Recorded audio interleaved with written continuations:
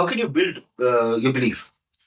Suppose it is at a certain scale, a certain level. How can you build your belief? So there are 6 ways how you can build your belief, because, like I said in the starting, it is the belief is so strong in the top 1% of the great salespeople, that is how they differentiate from others, right?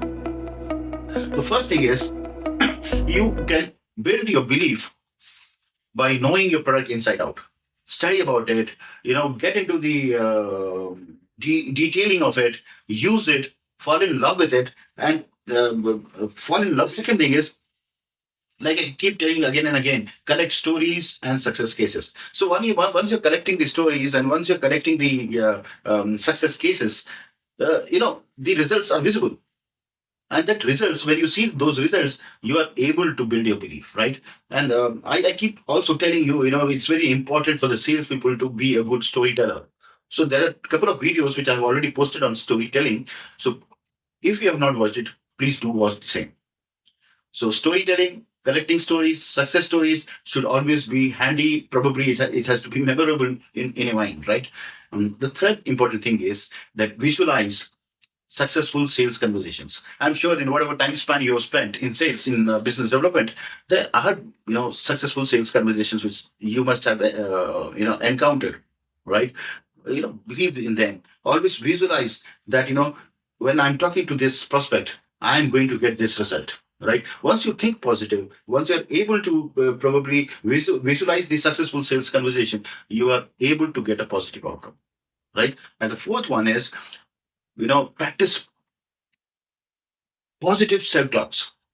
You have to be, talking positive about self talks about yourself. It's something like positive self talks. I will solve the problems. I will find a solution. I will bring value. Whatever I offer will make a difference. Right. Once you start doing that, it starts reflecting in your sales conversations, and that is what builds the trust with the customer, and the customer is ready to buy, or they start signaling you the buying signals, right? And the last one is surround yourself with the believers. So it essentially means that when you're hanging around with the winners, they're talking positive things. They are probably sharing success stories, and they are always in a strong belief that whatever they are doing is going to give positive outcomes. So that's what changes you. But most often and not, when you have a bunch of people, maybe it's friends or colleagues or whatever, most of them probably talk negative, or probably are only talking about that this cannot be done, this will happen, that will happen, blah, blah, blah. Right? So always surround yourself with strong believers and winners. Right? And the last one is, never sell something in which you don't believe in. If you do not believe in your product or service, never ever sell. Right? This one is non negotiable. Please leave that job, go somewhere else, or do something else. But first, you should be very, very clear that the product or service you are selling is going to solve the problems, it's going to help the businesses, and it's going to add value.